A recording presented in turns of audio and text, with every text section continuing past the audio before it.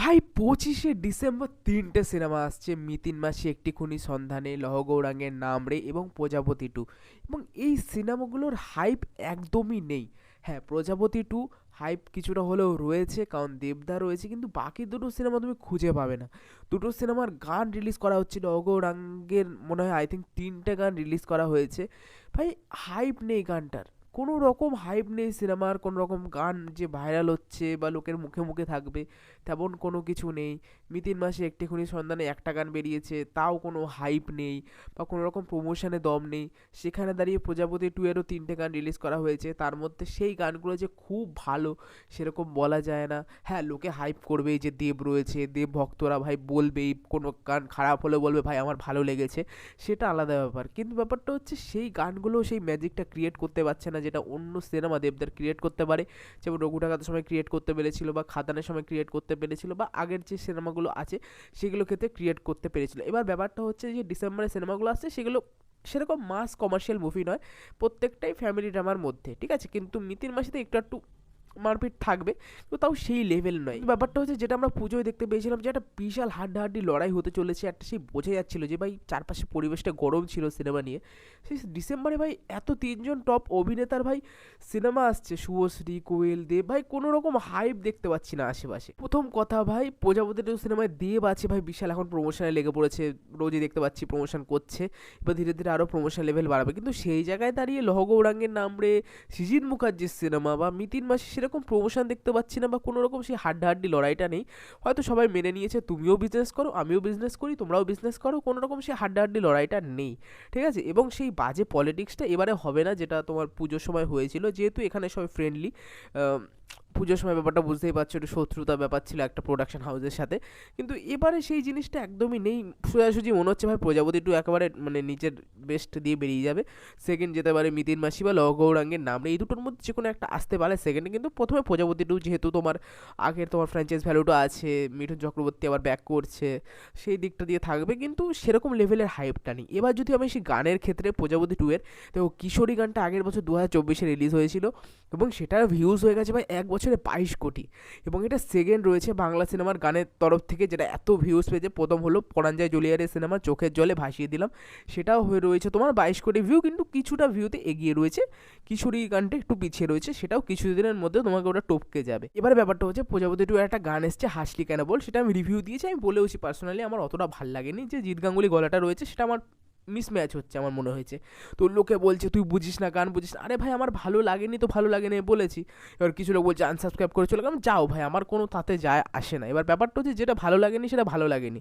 ভিডিওটা ভিউ পেয়েছে দুদিনে 19 লাখ, হ্যাঁ বিশাল ভিউ পেয়েছে দুদিনে ভাই, বিশাল ভিউ পেয়েছে। যেখানে দাঁড়িয়ে তোমার খাদানের আগের সিনেমার গান, যেটা রাজা 47 লক্ষ মাত্র, এত 1 বছর হয়ে গেলো মাত্র 47 লক্ষ, কিন্তু সেই জায়গায় দাঁড়িয়ে তোমার প্রজাপতি টু এর এই হাসলি কেন বল গানটা 19 লক্ষ ভিউ পেয়েছে, সব থেকে বেশি ওই 3টে গানের মধ্যে প্রজাপতি টু এর।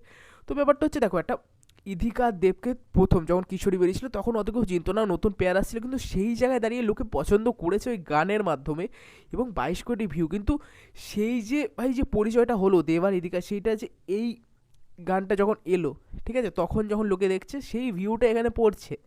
এবার ব্যাপারটা হচ্ছে এটা দেখো লং রান নেবে না, এই ভিউটা একটা জায়গায় গিয়ে স্টেবল হয়ে যাবে, যেমন আমাদের ইউটিউব ভিডিওগুলো গিয়ে স্টেবল হয়ে যায়।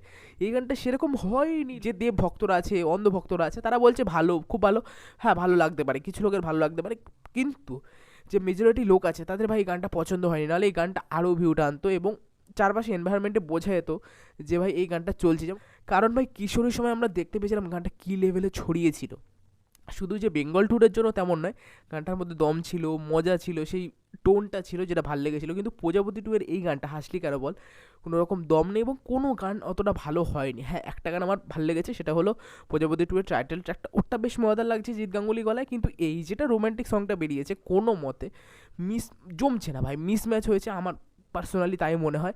তোমাদের আলাদা লাগতেই পারে, কিন্তু আমি একটা কথা বলে দিচ্ছি, এই গানগুলো কোনো রকম সেই লেভেলে যাবে না যেটা কিশোরী গেছে। অনেক দিন পর কিশোরীর মতো একটা গান এসে বাংলা সিনেমায় ভাই বিশাল হাইপ ক্রিয়েট করেছিল, এবং লোকে পছন্দ করেছে। তারপরে ঝিলমিল লাগিয়ে এলো, সেটাও ভাই অনেকে কম্পেয়ার করছিল যে ভাই কিশোরীকে ডুবকে দেবে, ওটার থেকে বেটার কোনো মতেই না ভাই, কিশোরী টপ লেভেলে রয়েছে।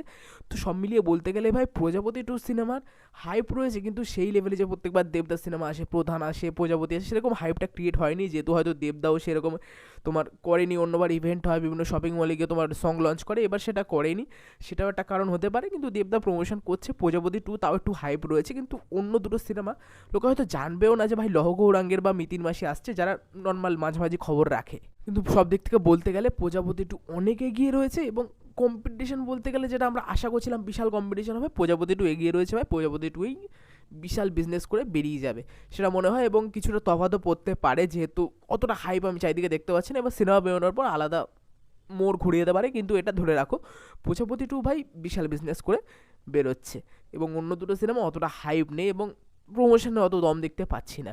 তো তোমাদের কি মনে হয় নিশ্চয়ই জানি, এবং তোমাদের কি মনে হয় গানগুলো যেগুলো বেরোচ্ছে সেটা কতদিন লং রান নেবে, লোকে কতটা পছন্দ করবে? একটা গান যেটা ভাই লোকে পছন্দ করে সেটা প্রায় শুনতে থাকে, রিল হতে থাকে, তোমার বিভিন্ন চারিদিকে ছড়াতে থাকে, কিন্তু এইগুলোর ক্ষেত্রে অতটা দেখা যাচ্ছে না। হ্যাঁ, কিছু ক্ষেত্রে রিল বা মিম তৈরি হয়, তারপর থেকে তৈরি হয় না, যেটা কিশোরীর ক্ষেত্রে আমরা দেখতে পেয়েছিলাম পুরো অনেকটা সময় ধরে আমরা এটা দেখতে পেয়েছিলাম, বিভিন্ন রকম মজা হয়েছিল বা অন্যরকমভাবে গানটাকে গাওয়া হয়েছিল, খিচুড়ি বানিয়ে দেওয়া হয়েছিল, সেটার ক্ষেত্রে বিশাল একটা হাইপ ক্রিয়েট হয়েছিল কিশোরীর ক্ষেত্রে। কিন্তু এবারের গানগুলোর ক্ষেত্রে প্রজাপতি টুয়ে কোনো রকম সেরকম হচ্ছে না, এবং এটা একটা কারণ হতে পারে যে দেব এন্টারটেনমেন্ট ভেঞ্চার্স বা সুরিন্দার ফিল্ম ইউটিউব চ্যানেলে ছাড়া হয়েছিল, তখন সেই জন্য ভিউটা পেয়েছিল। হ্যাঁ, টাইমস মিউজিক বাংলায় এবার ছাড়া হয়েছে, সেটারও একটা ভালো ভিউ পায় সেই চ্যানেলে, কিন্তু তুমি যদি লক্ষ্য করো অন্য দেবদার গানের ক্ষেত্রে এবং এই গানের ক্ষেত্রে অনেকটা তফাৎ পড়েছে, এবং ব্যাপারটা হচ্ছে সেরকম লোকে পছন্দ করছে না, নাহলে ভিউ বিশাল মাত্রায় হতো এবং কথাও বিশাল হতো।